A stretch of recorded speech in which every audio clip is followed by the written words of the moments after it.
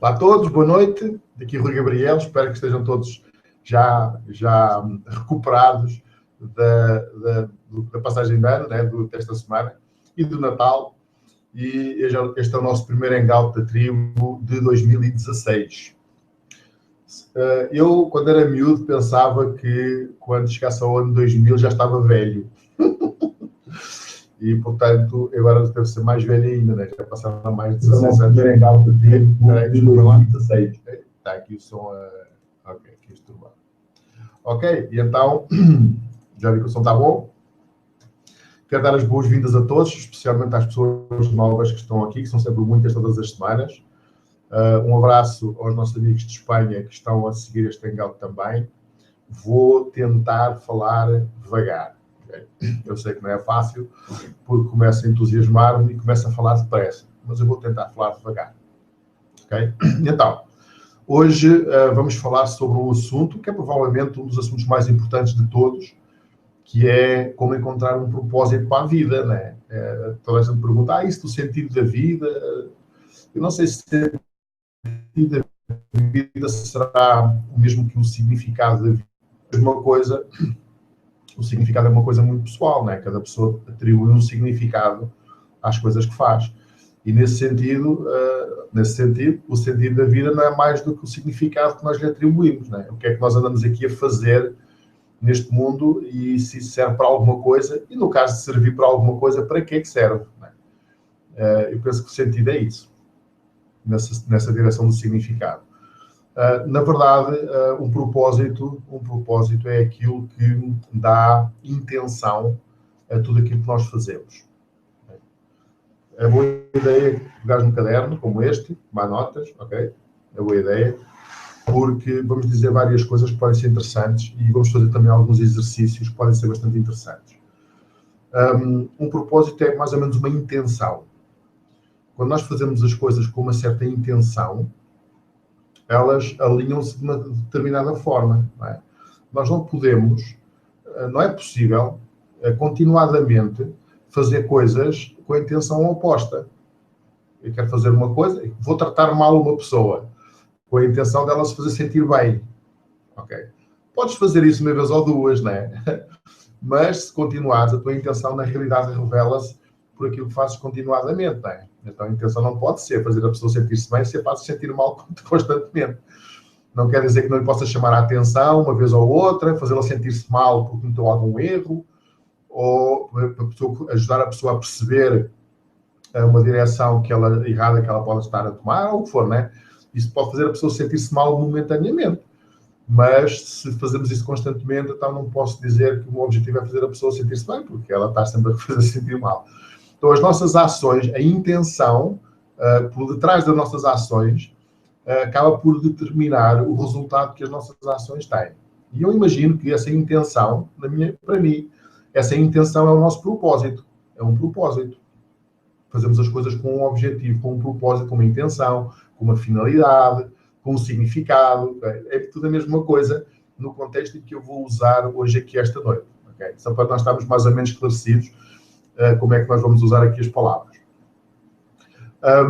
Antes de pegarmos no assunto propriamente dito, eu queria perguntar por que motivo é que isto pode ser tão importante.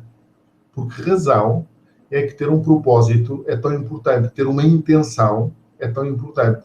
Eu, quando falo disto, não falo de uma intenção de curto prazo, de médio prazo, é uma intenção de vida.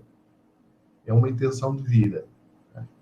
Não é, eu agora tenho este objetivo, ou tenho aquela meta, ou gostava de comprar isto, ou gostava de comprar aquilo, e então tenho estes recursos, vou fazer desta forma, e vou arranjar uma maneira, e vou conseguir realizar aquilo que eu queria realizar.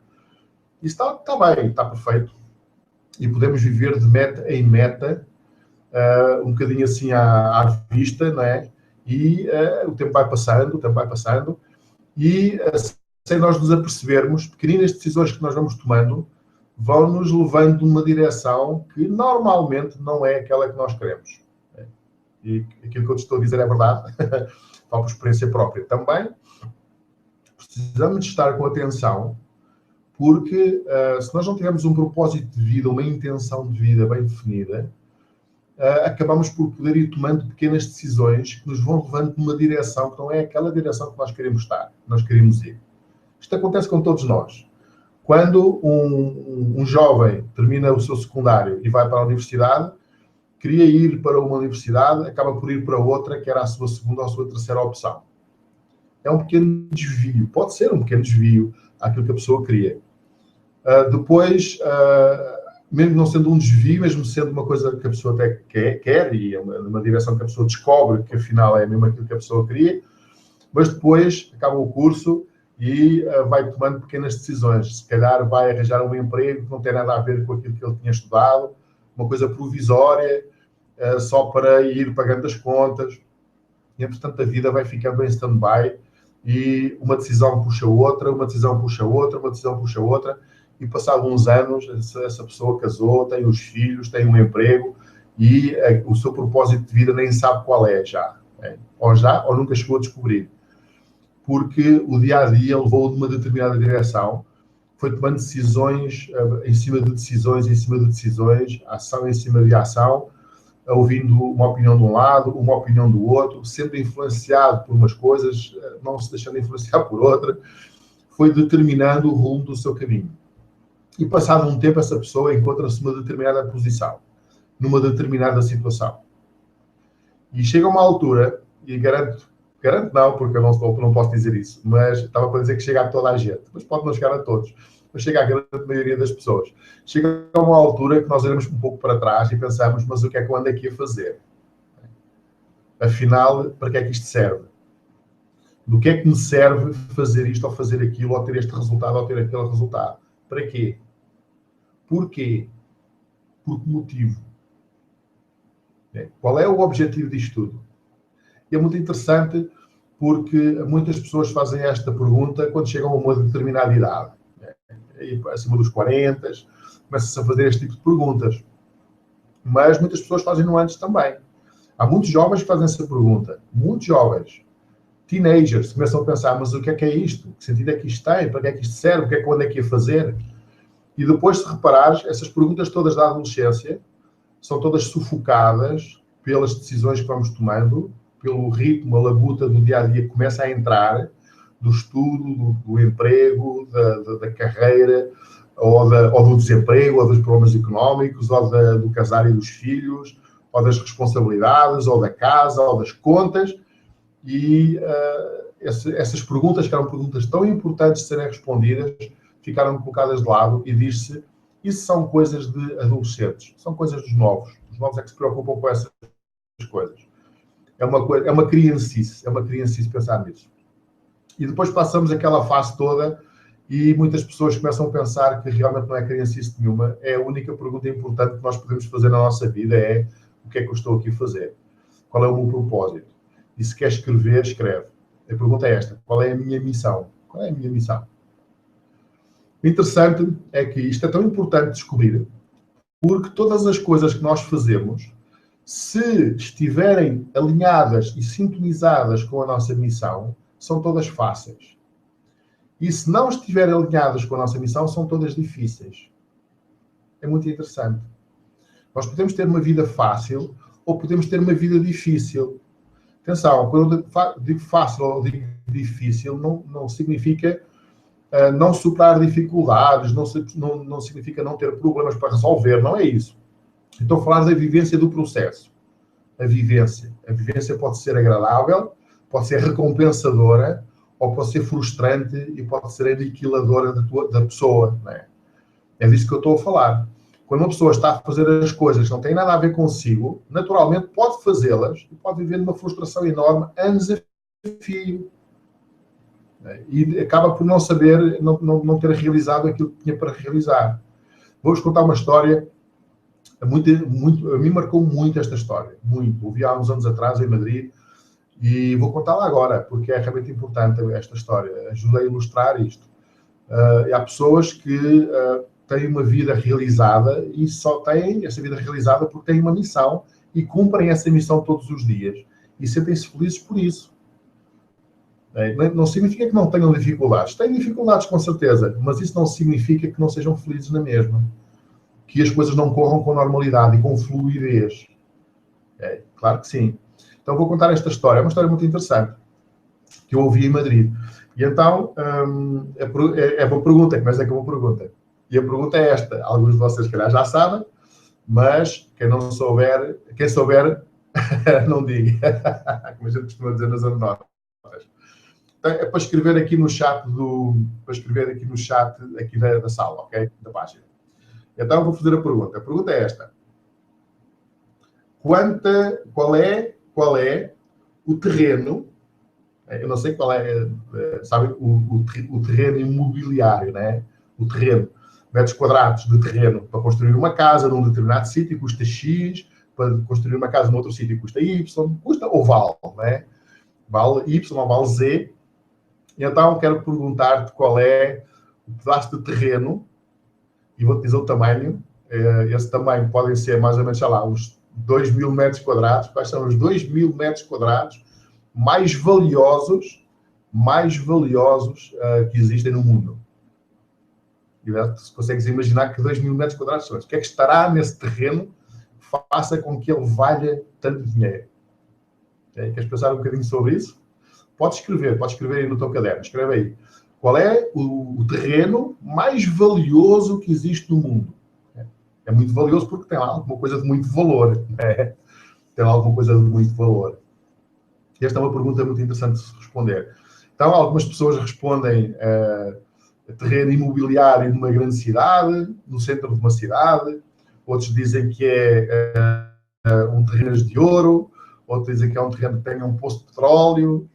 Outros dizem que é, sei lá, um terreno que tenha, sei lá, um valor assim, com uma magnata qualquer, sei lá, pode ser muitas coisas, né?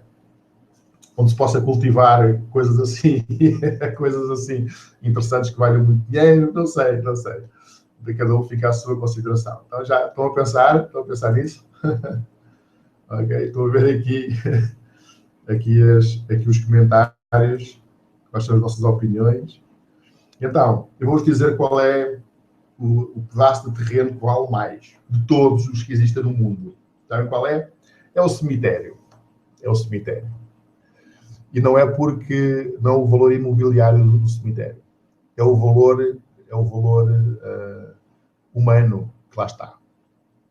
Porque dentro desse cemitério, em cada uma das campas que lá estão, cada uma das pessoas que estão lá enterradas, está enterrados os livros todos que essa pessoa não escreveu, o que ela pensava e não expressou, as músicas que ela podia ter escrito e não escreveu, que ela podia ter cantado e não cantou, as pessoas que ela podia ter influenciado e não influenciou, o dinheiro que ela podia ter ganho e não ganhou, as ações humanitárias que podia ter feito e não fez, a influência positiva que podia ter tido no mundo e não teve, as obras de arte que podia ter criado e não criou.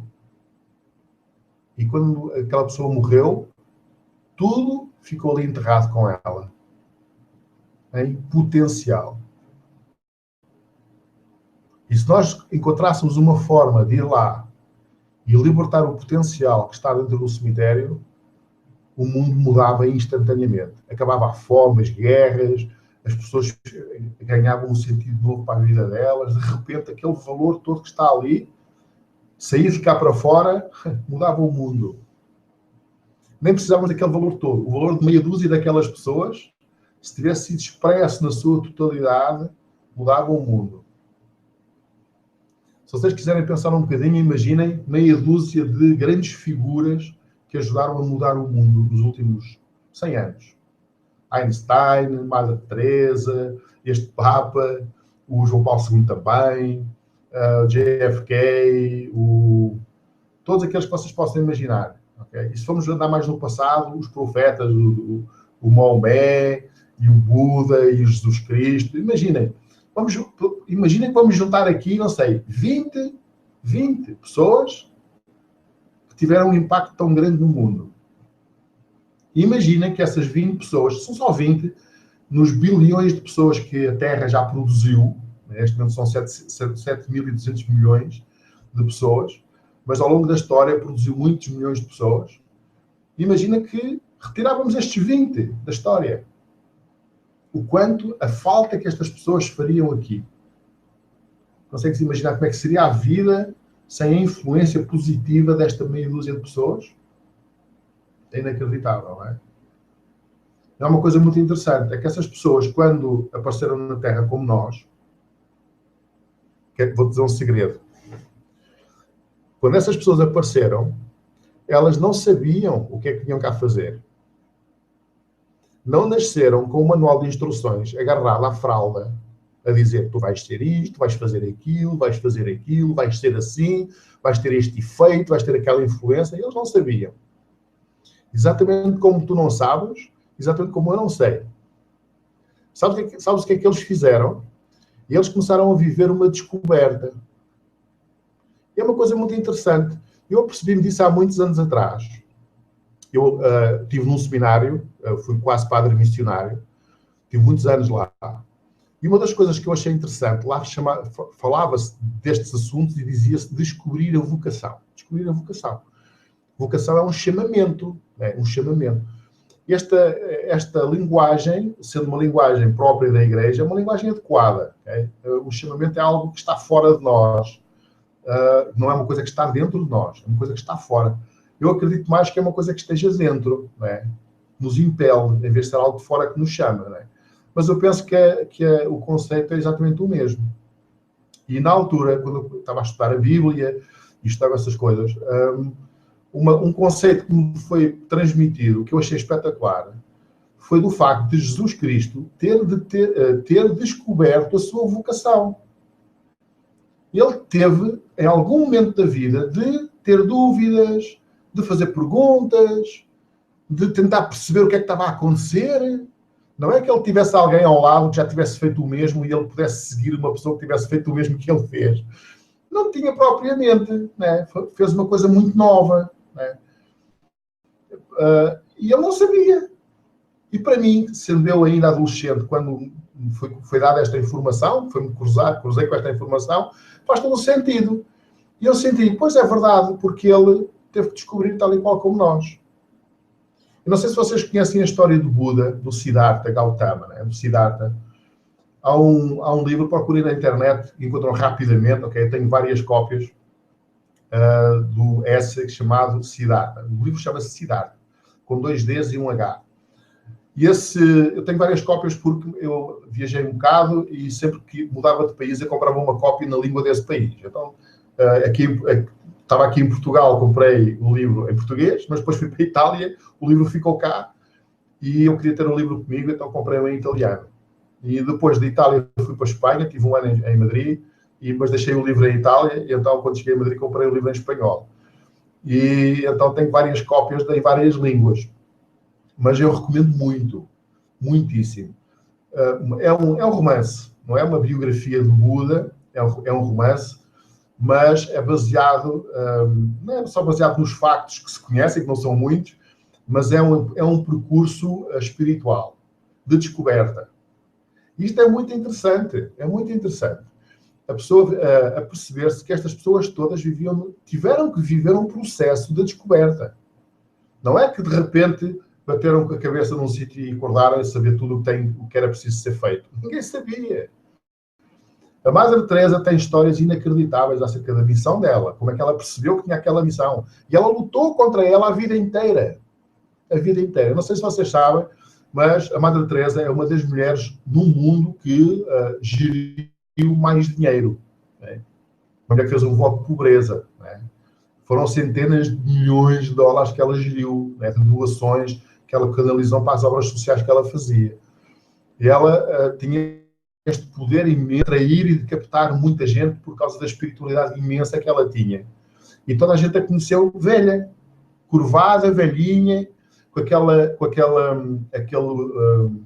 hábito, né, que elas têm, as Irmãs da Caridade, aquele hábito branco com aquela fitazinha azul.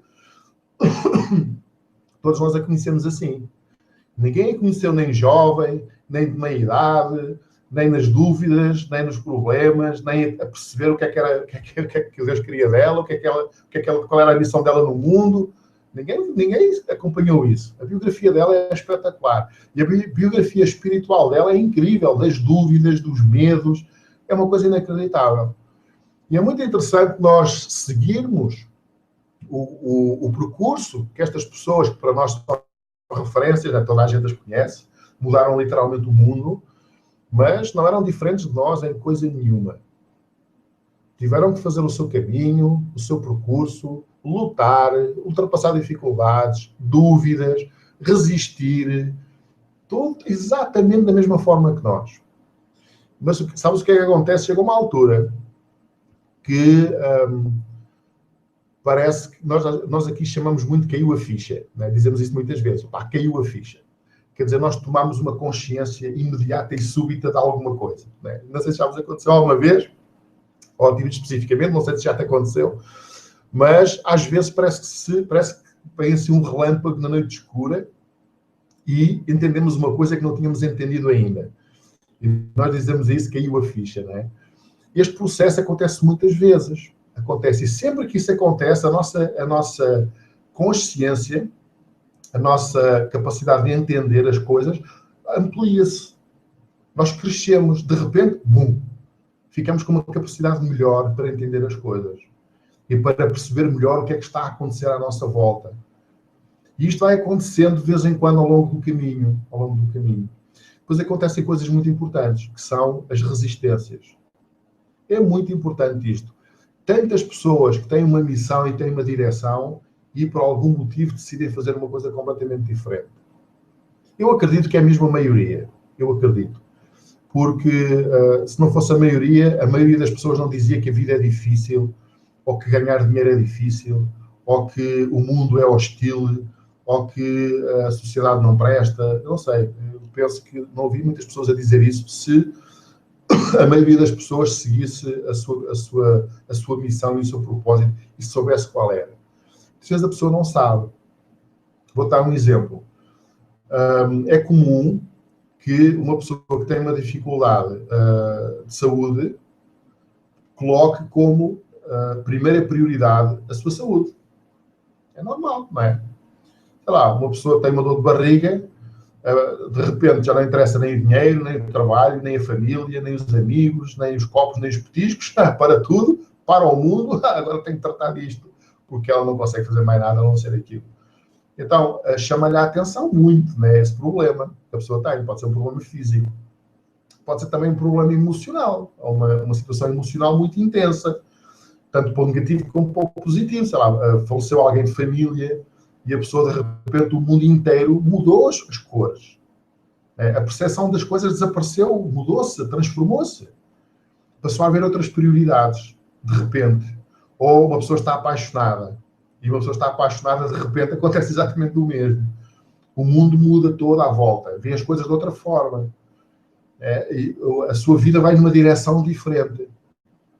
E estes estados emocionais alteram as decisões. Nós tomamos decisões conforme os estados emocionais que nós temos.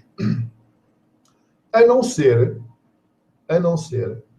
quando nós decidimos colocar o nosso raciocínio à frente da nossa intuição. A nossa intuição é um bom indicador da nossa missão no mundo. O nosso raciocínio também, as duas coisas. Mas já te aconteceu alguma vez tu teres a percepção, a sensação de que estás a fazer uma coisa errada? Pá, parece que não devias estar a fazer aquilo, mas fazes a mesma.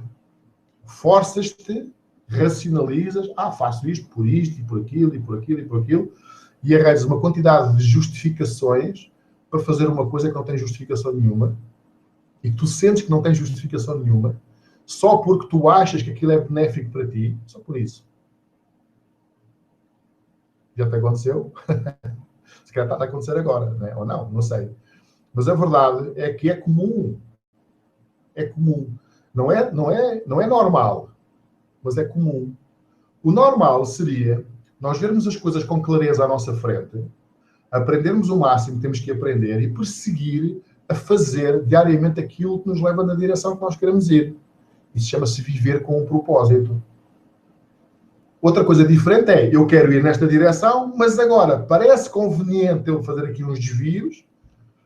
Eu posso justificar estes desvios racionalmente as vezes que eu quiser, okay? São só justificações. É normal trazer um pouco de vergonha também, okay? Tu preferes que não se fale muito nisso. E se alguém te falar nisso, tu até és capaz de ficar zangado porque estão-te a pôr o dedo na ferida, né? De algo que tu sabes que não devias fazer, porque não tem a ver contigo, não é? Tu não és assim, tu vais noutra direção, mas fazes a mesma.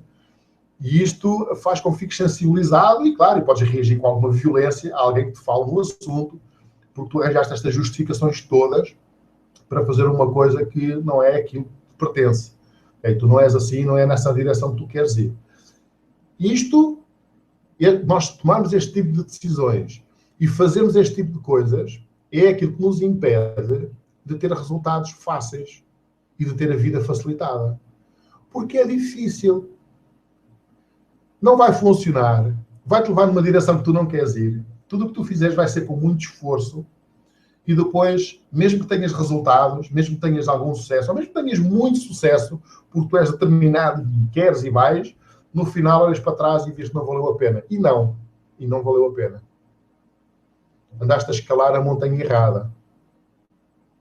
Andaste a cumprir objetivos e metas, e se calhar até ganhaste a corrida, mas quando chegou ao final percebeste que não era aquela corrida que tu querias ganhar. Tu querias ganhar a maratona, afinal só ganhaste uma corrida de 100 metros. Não era isso que tu querias. E às vezes as pessoas pensam assim, mas agora é tarde para recomeçar. E às vezes é. Às vezes é tarde. Nem tudo é recuperável. O tempo não se pode recuperar. As decisões que nós vamos tomando, que nos levam numa direção, e já não podemos voltar atrás. Está feito. Continuas a ser livre, continuas a poder tomar decisões, mas as decisões que tu tomas agora foram limitadas pelas decisões que tu tomaste no passado. E as decisões que vais tomar agora vão limitar as decisões que vais tomar no futuro. Se uma pessoa chegar a uma altura, chega aos Estados Unidos e agora preciso de saber falar inglês, se eu tive 30 anos para aprender inglês e disse sempre que não ia aprender e nunca quis aprender, agora chego ali e não posso andar atrás 30 anos e aprender o inglês que eu não aprendi. Porque ele faz falta agora. E não tenho tempo. E faz falta agora e não posso usar e vou desperdiçar os benefícios que teria se falasse, mas não posso, porque eu desperdicei essa oportunidade quando tive a oportunidade no passado, por uma decisão que eu tomei. Então, nem tudo nós podemos voltar atrás e refazer. Muitas coisas nós não podemos. Eu gosto muito, muito da expressão desta imagem usada que eu ouvi de Wayne Dyer, que diz que o rastro deixado pelo barco na água, deixa um rastro, esse rastro não determina a direção do barco. Não determina. Quer dizer, quem está no barco pode decidir mudar de rumo. Não tem que ir naquela direção indicada pelo rastro. Não determina. Mas sim, mas determina de uma certa forma. Por exemplo, o barco vai nesta direção, não pode, numa fração de segundo, voltar para trás. Não pode. Se quiser voltar para trás, pode. Mas tem que dar uma volta. Ok? E voltar para trás. Portanto, tem as suas limitações. Todas as decisões que nós tomamos determinam a nossa direção. Todas.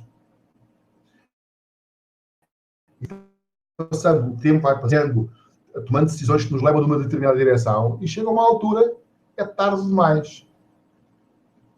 E eu agora, se eu quisesse voltar aos meus 20 anos e não ser pai de 4 filhas e ser missionário em África, eu não podia fazer isso. Se eu quiser, posso ser missionário em África. Aliás, já fizemos várias missões, 3, nos últimos 2 anos. Mas não posso deixar de ser pai das minhas filhas, porque elas estão aqui. Há coisas que nós não podemos desdecidir. Por isso é tão importante nós termos uma consciência de que as decisões que nós tomamos ajudam-nos a tomar clareza sobre a direção em que nós estamos a ir. As coisas que nós fazemos não nos definem. Nós não somos definidos pelas coisas que nós fazemos. Não é? Mas acabam por definir a direção em que nós vamos. As coisas que nós fazemos determinam a direção em que nós vamos. Por isso é tão importante nós termos um propósito. O que é que eu estou aqui a fazer? Para que é que a minha vida serve? O que é que eu quero fazer com ela? E é tão interessante porque esta, na verdade, é uma descoberta que nós começamos a fazer quando nascemos, um bocadinho depois, né? Quando começamos a tomar consciência de nós próprios, né? E nunca mais acaba, até morrer. É uma descoberta. E é muito baseada na intuição. É muito pouco racional. Muito pouco racional. É muito baseado naquilo que a gente sente. E então, eu vou-te dar algumas dicas para te ajudar a descobrir esse propósito. Eu falo assim, porque eu descobri o meu há muito tempo já. O meu propósito hoje, da minha vida, não é o mesmo que era há 2 anos atrás. É diferente. Evoluiu numa certa direção. E provavelmente daqui a 1 ano continuará a ser diferente. Continuará a evoluir numa determinada direção. Porque é uma descoberta constante e permanente e nunca acaba. Agora, aquilo que eu faço hoje está sintonizado com a minha missão. Eu sei o que é que eu quero fazer com a minha vida. E estou a fazer isso precisamente. Okay? Por isso tudo funciona tão bem. É fácil. Atrás as pessoas certas à tua vida. O dinheiro vem, não importa de onde, vem um bocado daqui, vem um bocado ali, vem um bocado de lá. Os recursos, o conhecimento, a informação, as oportunidades, vem de todo lado. Isto é assim. Não é preciso a gente fazer um grande esforço para conseguir as coisas, porque elas vêm. O problema é que muitas vezes nós temos que ir a pulso, porque nós estamos ainda alinhados com a nossa missão. E este é um alinhamento, é um processo que nunca acaba. Quanto mais alinhados nós estamos, mais fácil é. Mais inspirado tu falas, mais pessoas tu atrás, mais recursos, tudo fica facilitado. Significa que, com o mesmo trabalho, tens mais resultados. O que significa também que podes trabalhar mais e melhor e ter resultados ainda maiores. Isto é o que nós chamamos de fazer coisas grandes. Nós conseguimos fazer coisas muito maiores do que nós. Mas nós temos que ser grandes para isso. Uma pessoa grande é uma pessoa que atrai os recursos. As pessoas, a informação, o dinheiro. Isso é uma pessoa grande. Atrai esses recursos para quê? Para aquilo que muito bem entender. Para aquilo que seja a realização da sua missão. E se essa pessoa não for uma pessoa grande, se for uma pessoa pequena, pequena de mentalidade, pequena de objetivos, tacanha, mesquinha, a fazer contas, calculista, a dar o mínimo e a ver se recebe o máximo, este tipo de coisas, se a pessoa for pequena assim, tudo o que irá conseguir é com muito esforço. E eu vejo pessoas assim. Vejo pessoas boas, trabalhadoras, com vontade, uma vontade férrea de ter sucesso e de conseguir, trabalham imenso e tudo aquilo que conseguem é pouco. E mereceriam muito mais, sim, mereciam muito mais. Mas estão a jogar o jogo errado. Não estão a jogar o seu jogo, estão a jogar o jogo de outras pessoas. Estão a seguir o propósito, seguir a missão de outra pessoa qualquer. Não é o seu. Porque se for o seu, as coisas jogam ao contrário. Se essa pessoa estiver a seguir o seu propósito, fica tudo fácil. A pessoa fica a olhar, mas o que é que eu fiz para ganhar este dinheiro todo? Eu não sabe, eu não sei. E se perguntarem como é que tu fizeste, eu não sei dizer. Simplesmente dou o meu melhor. Tenho uma mensagem, comunico essa mensagem da melhor forma que eu consigo, de todas as maneiras efetivas. Procuro ativamente pessoas boas que tenham uma missão semelhante à minha, com as quais eu possa trocar ideias, com as quais eu possa conversar, que eu possa ajudar e possa ser ajudado. E neste caminho nós vamos todos descobrindo o que é que estamos a fazer. É muito interessante. Então qual é o teu plano para daqui a 10 anos? Eu não tenho plano nenhum. Não tenho um plano. Tenho uma direção. E essa direção vem do facto de eu saber o que é que eu estou aqui a fazer. Hoje eu sei. E isso é que amanhã também vou saber, né? Pode ser diferente do que é hoje, mas sei que vou saber. Então vou dar umas dicas para te ajudarem a poderes saber melhor o que é que tu estás aqui a fazer? Okay? Quais são os teus objetivos de vida? Okay? Não é objetivos de curto prazo. Qual é a tua missão, o teu propósito da vida? Okay? Então, queres tomar notas? Okay? Eu vou dar aqui algumas dicas. Para mim funcionaram bem. Okay? Para mim funcionaram muito bem. A primeira delas é repara nas coisas que tu fazes. Okay? Vamos começar sempre do lado de fora, né? Não é preciso fazer uma meditação para isto. Repara nas coisas que estás a fazer no teu dia-a-dia. As coisas que tu fazes, as experiências que fazes, com as tuas ações. Algumas delas dão-te energia e outras retiram-te energia. A mesma coisa em relação a pessoas. Já pensaste nisso? Há pessoas, quando estás perto delas, sais com mais energia. Dão-te entusiasmo, dão-te energia, fazem-te sentir bem, dão-te ideias. Tu sais de lá com a mente expandida e com o coração cheio. Essas são as pessoas com as quais tu precisas estar perto para atingir os teus objetivos e o teu propósito de vida, sim. Tens que estar perto dessas pessoas. Depois há outras pessoas que te fazem sentir drenado. Depois de estares lá com essas pessoas, estás cansado.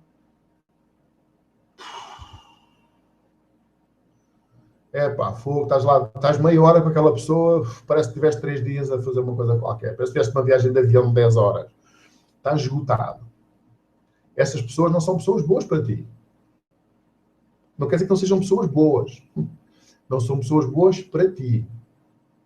Porque sugam a tua energia. Então, tens que limitar o tempo que tu passas com essas pessoas. Não são essas as pessoas que te vão ajudar. Não são essas pessoas que te vão ser úteis dentro da tua network de pessoas, da tua rede de contactos de pessoas para te ajudarem na tua missão. Ou para tu as ajudares na missão. Essas pessoas terão que se juntar com outras, não é contigo. E tu precisas te juntar com outras pessoas e evitar essas, aquelas que te drenam energia. Há muitas pessoas assim. E não quer dizer que não sejam pessoas boas. Algumas não são, ok? Algumas não são. São pessoas que não têm em mente o teu interesse, só têm em mente o interesse delas. Okay? Mas outras pessoas até são boas, mas têm esta característica. Okay? São muito carentes e precisam de uma fonte constante de energia para sugar energia para elas. E tu não podes estar a cumprir esse papel. Okay? Não quer dizer que não sejam pessoas boas, não são pessoas boas para ti. Okay? Ficou claro? Ficou claro. Depois, a mesma coisa em relação às tarefas e às ações. Há coisas que tu fazes quando terminas, ou enquanto estás a fazer, tu ganhas entusiasmo. Tu estás feliz a fazer aquilo. A fazer um vídeo, a falar com alguém, sei lá, a fazer uma atividade qualquer que tu gostes, não sei o que é que tu gostas de fazer, a fazer ação social, a fazer uma missão humanitária, a ajudar outras pessoas, a ganhar dinheiro, a ver a conta bancária a subir, a ultrapassar os desafios, o que for. As ações que tu fazes, que te fazem sentir com o poder, fazem-se sentir mais poderoso, dão-te energia, são indicadores da tua missão. Se tu seguires mais as coisas que tu já sabes fazer, as coisas em que tu já és bom, e te focares menos nas coisas que tu não és tão bom, tu estás a ganhar vantagem em relação a todas as outras pessoas.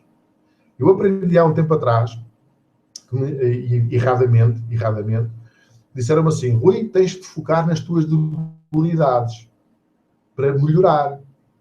Tu és bom nisto, e nisto, e nisto. Ok, agora esquece isso, foca-te nas tuas debilidades, onde é que tu não és tão bom. Porque tens que melhorar aí. E isto não está bem. Não está bem. Eu tenho que focar onde é que eu sou bom. Esses são bons, são fortes indicadores da minha missão, da direção em que eu tenho que ir. E aquilo em que eu não sou bom, se eu tiver que as fazer, tenho que as fazer. Aprender o que tiver que aprender, com certeza, faz parte da superação das dificuldades, obviamente. Mas, se eu não tiver que as fazer, eu posso contratar alguém para fazer aquilo por mim. Eu não tenho que estar a pôr energia minha aí. Mas se tiver, não tem problema nenhum. Faço da melhor forma possível, com certeza. Sabendo que o meu foco tem que ser naquilo que eu sou bom. Então, como é que tu sabes exatamente as coisas em que tu és bom? Esta pode ser uma surpresa. Sabes, é que dificilmente tu sabes. Consegues ter uma ideia das coisas que te fazem sentir bem, das pessoas que te fazem sentir bem, isso tudo consegues ter uma ideia. Mas as coisas em que tu és realmente bom, dificilmente tu sabes. Provavelmente não sabes. Sabes porquê? Porque existe uma coisa chamada competência inconsciente. Então, uma pessoa, quando é realmente muito bom em fazer alguma coisa, não tem consciência do quão bom ele é. Não sabe, não tem essa consciência. Sabes quem tem essa consciência? Sabes quem? As pessoas à tua volta. Eles é que sabem. E é muito interessante, se tu pensares agora um bocadinho, pensa assim. Pensa agora num amigo teu. Um amigo teu. E se tu provavelmente podes definir esse teu amigo com uma frase. Olha, este fulano é isto. Ou esta pessoa gosta disto. E podes pôr uma frase, um rótulo nessa pessoa, se tu a conheceres. Olha, este aqui é do Sporting. Define-o. É fanático, a vida dele revolve à volta do Sporting. E esse aqui hoje jogou ou está a jogar o Sporting e, portanto, estou a puxar essa conversa para aqui por causa disso. Ou aquela pessoa é cozinheiro, adora a comida. Podem ser cozinheiro, mas é uma pessoa, é um gastrónomo, gosta dessas coisas. Outra pessoa é músico, adora música. Não quer dizer que ele tenha consciência de que ele é música. Pode ser uma pessoa que ouve música todo dia, sabe muito sobre música, nunca tocou um instrumento na vida. Mas a vida dele realmente pode ser música. E ele não se apercebe. Mas os amigos à volta apercebem-se. Isto é muito interessante. Faz um inquérito. Aqueles 4 ou 5 amigos à tua volta, que são mais próximos de ti, faz uma pergunta, olha, diz-me lá, quem sou eu? Define-me numa frase. Faz esse exercício. E tu vais ver que vais descobrir coisas que tu não sabias. Eu passei por essa experiência de uma forma muito intensa, 2 vezes num ano, em Itália. Estive em Itália um ano inteiro, num ano de profunda meditação e um ano muito metafísico, okay? E muito espiritual. E nesse processo vivia no seminário, num noviciado, eram 12 pessoas lá, éramos 12, e um dos exercícios que nós fizemos lá durante o ano inteiro, né, eu fiz 2 vezes, era nós podíamos inscrever-nos para ser observados. É um exercício muito engraçado. Exatamente aquilo que eu acabei agora de dizer, né? Mas num contexto um bocadinho diferente. Então, foi uma experiência que eu nunca mais esqueci. Eu tinha 19 anos na altura, ou 20 anos. E então,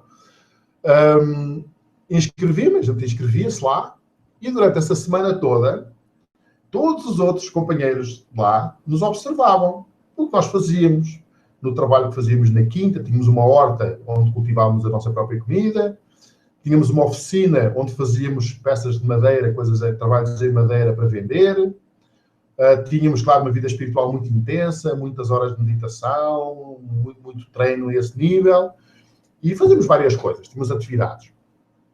E durante a semana toda, quem se tinha inscrito, né, nessa semana, ia ser observado com mais atenção por toda a gente. E ao final da semana, fazíamos uma reunião. E nessa reunião, lá numa sala, estávamos os 12, 13 com o mestre, né, o mestre dos vídeos.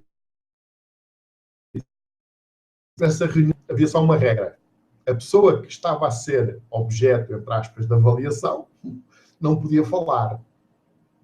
Não podia dizer nada, podia tomar notas, claro, mas não podia falar, dizer rigorosamente nada.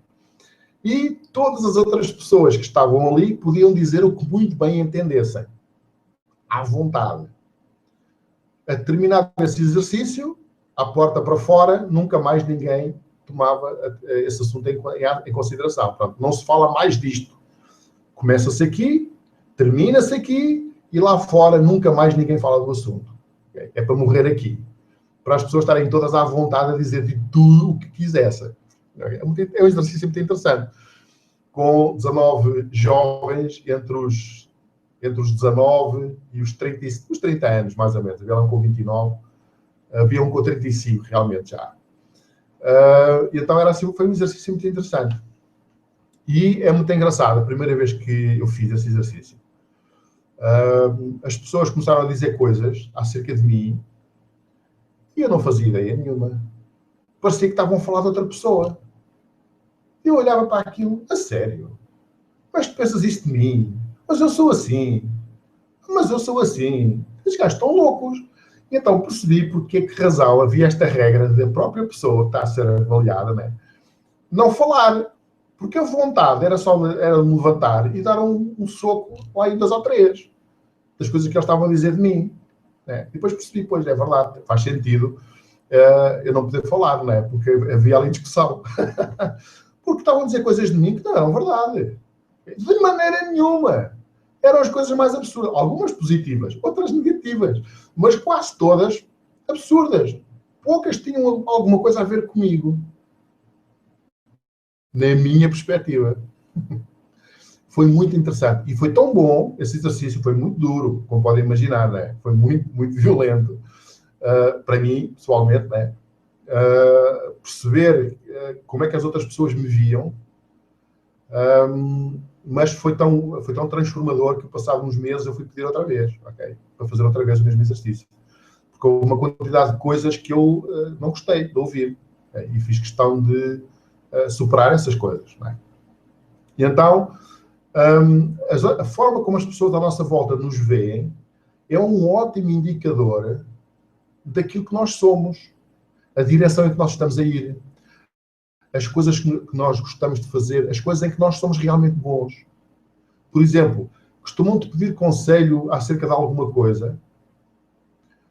Por exemplo, vão falar contigo, que assuntos é que as pessoas abordam quando falam contigo? Que tipo de coisas é que pedem ajuda? E se tu reparares, estou a falar das pessoas mais próximas de ti, não é? Nós aqui no grupo falamos muito pelo Skype e assim. Obviamente temos uma vertente mais profissional, né? Estamos mais à distância, não é disso. Eu estou a falar das pessoas mais próximas, que convivem contigo no dia a dia.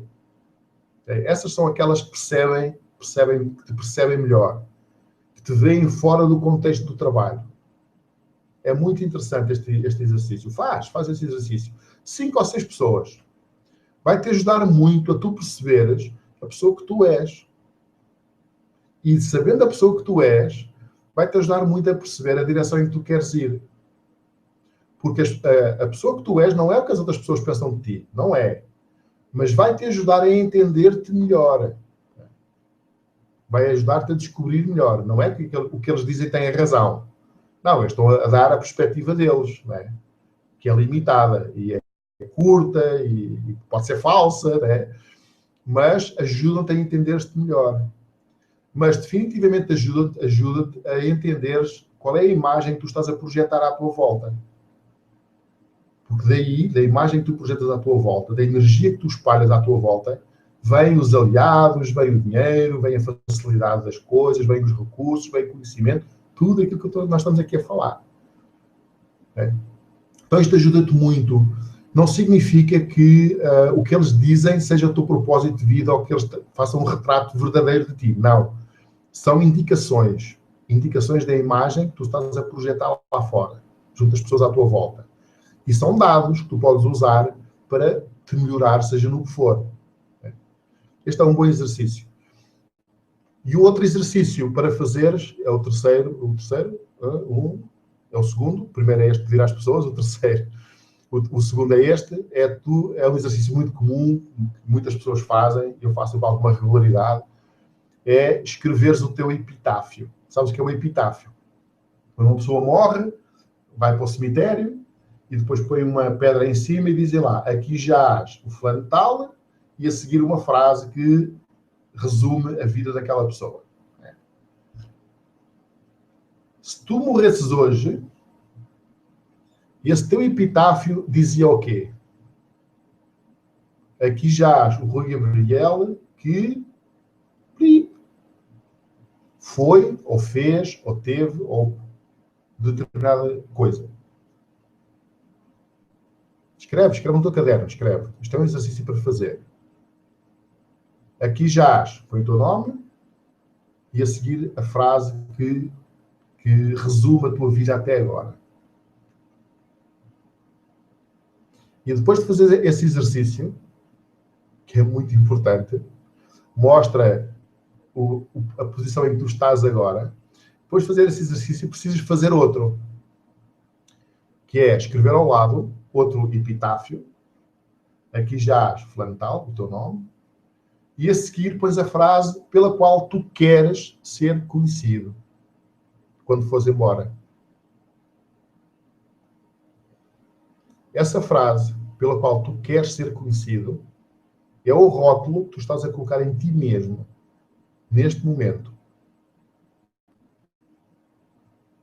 E isso determina, ajuda-te, não determina nada, ajuda-te a perceber a que direção é que tu queres ir.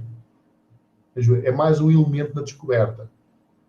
Não significa que esse epitáfio que tu vais escrever, esse fictício, né, de daqui a não sei quantos anos, que seja a direção em que tu queres ir. Significa que agora é a forma como tu vês o teu objetivo de vida. Agora. Pode mudar. Pode. E quero te chamar a atenção para uma coisa. Não vais pelo fácil. Uma dica para este exercício ser válido para ti. As primeiras 3 frases que tu colocares não servem. As primeiras 3 que tu colocares, o teu epitáfio do futuro. Ok, então eu sou isto. Porque tens pensado nisso de forma superficial e a primeira coisa que vem à cabeça não conta. E tens que pensar mais um bocadinho. E o segundo que tu produzires também não conta. Tens que pensar mais um bocadinho. E o terceiro que tu produzires também não conta. E tens que pensar mais um bocadinho. E quando chegares aqui, estás num nível de seriedade que já vale a pena construir alguma coisa. Já estás num nível de profundidade, já tiveste que descer a um nível de profundidade interessante. Já vale. Este segundo exercício é muito interessante. Muito interessante. Agora, o terceiro exercício é este. Quando eu não estou a pensar em nada, quando estou distraído, tranquilo, distraído, antes de adormecer, se estiver tranquilo e distraído, se não tiver aqueles problemas para resolver, como muitas pessoas ainda têm, mas quando estás descontraído, sem um problema no mundo, estás na boa, tu pensas em quê? O que é que vem à tua mente quando tu estás a sentir bem e em paz? Escreve isso, escreve. Quando me sinto em paz, o que é que vem à minha mente? Eu vou dizer o que é que significa eu sentir-me em paz. Significa que não estou preocupado com problemas de dinheiro, nem com problemas de saúde, nem com problemas de relacionamentos entre pessoas, ou amorosos também. Quando estas coisas não estão cá. Quando estou em paz. Naqueles momentos em que estás em paz, pensas em quê? Isto é um bom indicador. É um bom indicador. Há muitas pessoas que meditam, recomendo a meditação a toda a gente, qualquer tipo de meditação. Eu faço há muitos anos. Recomendo a toda a gente. E, enquanto nós estamos a meditar, aquilo que nós conseguimos fazer de benefício imediato é livrar-nos das preocupações. De repente estamos conectados com a vida e connosco de uma forma diferente, com uma qualidade diferente. Como as preocupações não estão lá, então começam a vir emoções e sentimentos e ideias, e essas emoções, sentimentos e ideias que nos vêm no processo de meditação não são maus. São um bom indicador da verdade da pessoa que nós somos. Eu gosto muito, no processo de meditação, apreciar estas ideias. Apreciá-las, olhar para elas, tomar consciência que elas estão ali e deixá-las ir. Não é resistir. O resistir gera um stress. Acaba a meditação na hora. Não é resistir. É tomar consciência, agradecer, tomar consciência e deixar ir. Não é ficar focado naquilo. Mas há um fluxo de ideias, há um fluxo de sentimentos, e nós não estando focados em nenhum deles, podemos tomar uma consciência de que direção é que nós vamos, as coisas que nos fazem sentir bem. Este exercício é fantástico para isso, ok? E o último exercício para fazer neste contexto é, quando eras criança, Não sei se tu te lembras, não é? Quando eras criança, em que é que tu eras bom? Quando a gente pergunta a uma criança, e até aos 12 anos, estás a ver? 12, 13 anos, o que é que tu queres ser quando fores grande? É muito interessante, se tu conseguires recordar o que é que tu dizias naquela altura. Eu vou-te dizer o que é que eu me recordo. Eu recordo-me de dizer constantemente coisas diferentes. Lembro-me de querer fazer tapetes, de querer ser escultor. Lembro-me de querer ser músico. Cheguei a tocar numa banda muito, muito irrisória logo ali nos meus 12 a 13 anos. Coisas ligadas com arte. Okay? Sempre gostei de ler também. O primeiro livro a sério que eu li, é uma coisa curiosa, às vezes lembro disso. O primeiro li aqueles livros infantis com desenhos, né? Mas assim, livro só com letras, sem desenhos. O primeiro livro que eu li, tinha alguns 6 anos, foi com o Ovadis, que a minha mãe tinha lá em casa. O Ovadis é um calhamaço assim com 700 páginas, e eu dei para aí um ano a ler aquilo. Mas era tão interessante, eu achava que tão interessante, porque lia muito devagar, era muito novo, tinha talvez uns 6 anos ou 7, foi na altura que eu entrei para a escola, e eu demorava muito tempo a ler. Mas era como ver um filme, né? Eu recriava na minha imaginação aquilo tudo, e eu gostava de ir ver, porque era como ver um filme. Né? Eu não tinha televisão em casa, né? Nem telefone havia em casa, muito menos televisão. E então gastava muito tempo a fazer, a ler, né? Eu gostava muito de ler. Mas ao longo, nessa nossa segunda infância, ali no princípio da adolescência, o que é que fazia sentido para nós? Que tipo de coisa? E se tu te lembrares, podes não te lembrar, mas se tu te lembrares, é uma boa ideia tomar nota também. Também é um indicador. E todas estas coisas que eu estou a dizer são para ajudar. Não é descobrir o teu propósito, a tua missão no mundo. É ajudar-te a andar nessa direção. É ajudar-te a perceber que se tu tiveres uma missão e se realizares as coisas para beneficiar a tua missão, da forma como elas devem ser feitas, é tudo fácil para ti. E se tu entras em resistência a querer fazer coisas que não têm a ver contigo, ou com pessoas que não têm a ver contigo, com atitudes e mentalidades diferentes da tua, tudo fica difícil. É tão simples quanto isto. E quando chega ao final da vida, há pessoas aqui, que estão agora aqui, que têm experiência, muita experiência de contacto com doentes terminais. Eu falei muitas vezes com algumas dessas pessoas e dizem quase sempre o mesmo. As pessoas, quando estão em fase terminal, têm alguns remorsos. Algumas pessoas têm. De coisas que não fizeram. Porque andaram a fazer outras. E as coisas que realmente são importantes, as pessoas não as viveram. E para terminar, vou-te dar o último exercício de todos, que é fazeres uma lista das tuas prioridades. Estamos no início do ano e este é o nosso plano de ação. Faz a lista das tuas prioridades. Vamos fazer 10. 10 prioridades. Escreve aí no caderno. De certeza vai escrever saúde, família, tempo, dinheiro, realização pessoal de qualquer estilo, seja qual for, questões físicas de boa forma e de, já disse saúde, mas saúde é uma coisa, boa forma é outra, viagens, estas coisas toda a gente põe. E outras que são tuas, né? E, claro, podes não pôr algumas destas, coisas que tu quiseres. A questão é fazer uma lista. E depois de fazeres a lista, põe números.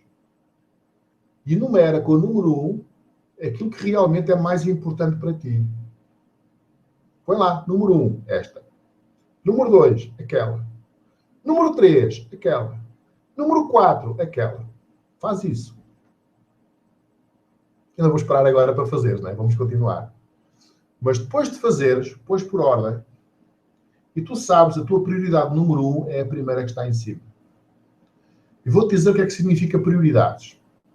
Uma prioridade significa que quando estiver em causa uma coisa, tu já sabes o que é que fica para trás.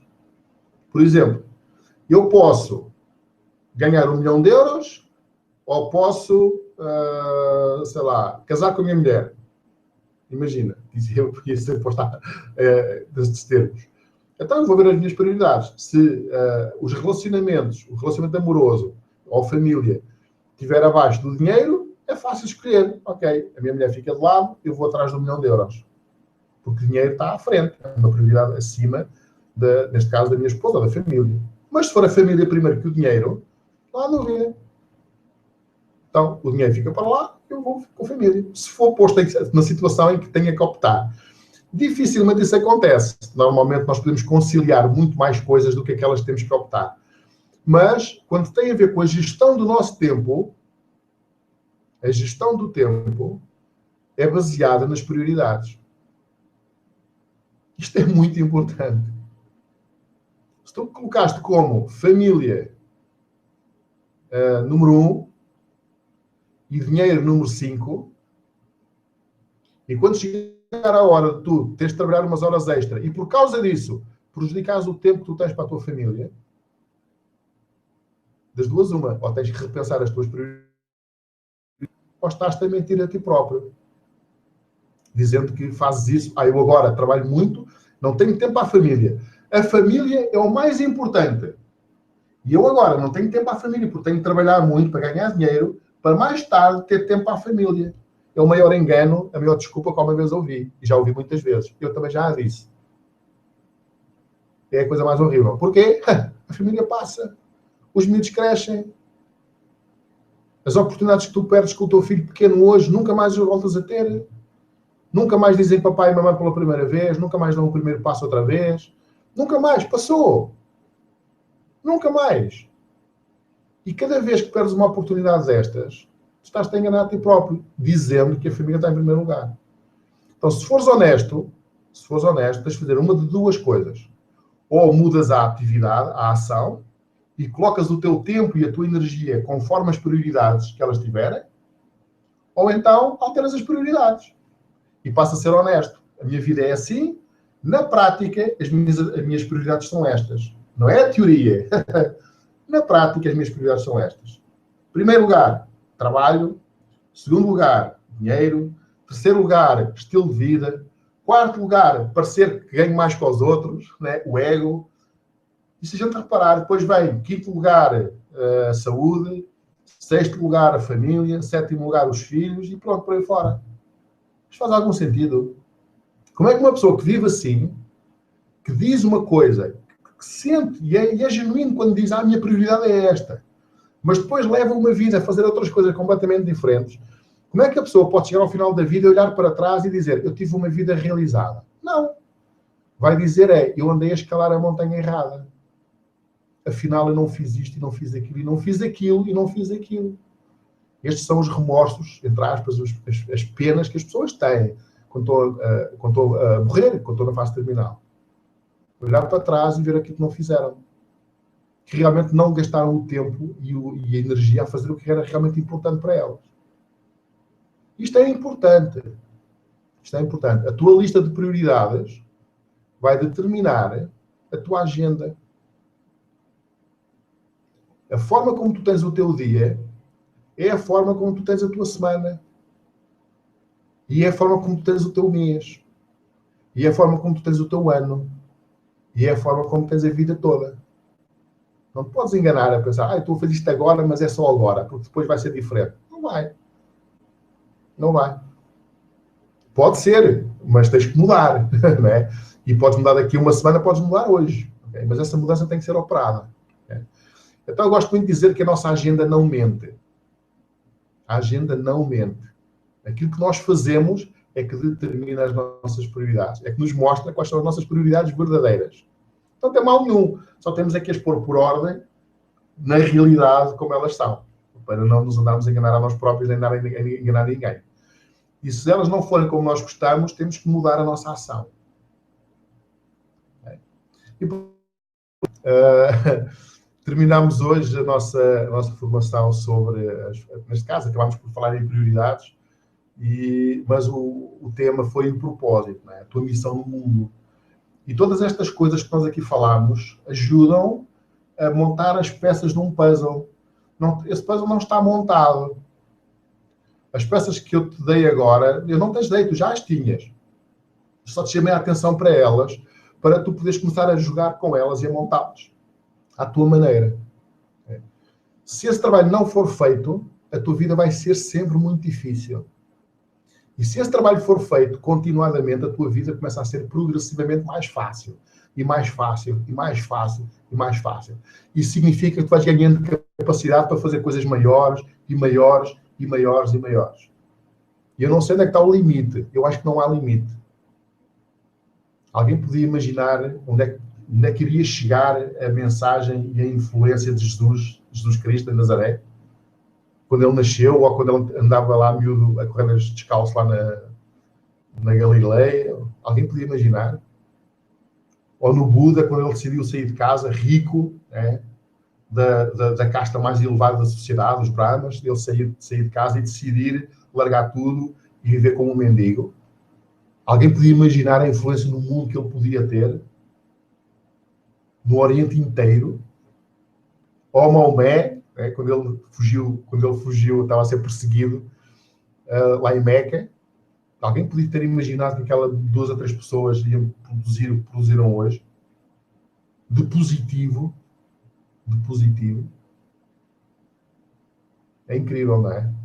E estas pessoas todas produziram tantas coisas positivas, todas elas produziram tantas coisas positivas, por causa delas também se fizeram muitas coisas negativas, okay? Não é que eles tenham culpa, normalmente não têm, mas são pessoas que influenciaram a humanidade de uma forma inacreditável. E num determinado momento da vida deles, eles estavam na posição em que tu estás. Sem saber, eu não sei. Eu não sei o que é que eu estou aqui a fazer. E o facto de eles não saberem não os impediu de procurar, e procurar, e procurar, e procurar. Seguir indícios. E hoje demos uma boa quantidade deles que podem ajudar a descobrir realmente aquilo que tu queres fazer, a forma como tu queres influenciar o mundo e os resultados que tu queres ter tu pessoalmente para ti próprio. Isso é muito importante. Ok? Pessoal, obrigado. Quero-te agradecer especialmente a ti por estares aí. Estamos no início do ano. É a altura perfeita para fazer um hangout como este.